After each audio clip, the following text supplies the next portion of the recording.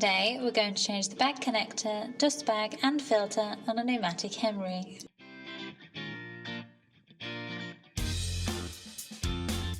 First, disconnect the hose.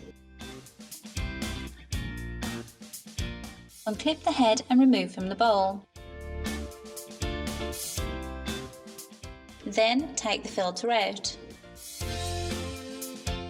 Remove the dust bag from the bag connector.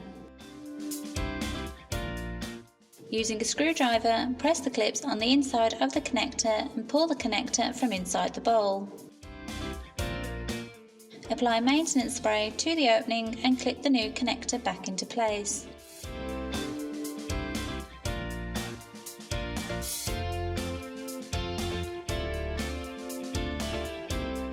Then change the dust bag inside the bowl.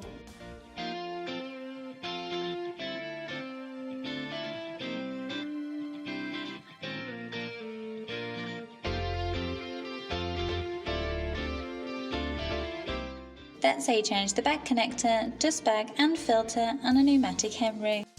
All the parts and tools needed for this task are listed in the description below. Please like, share and subscribe if you found this video helpful.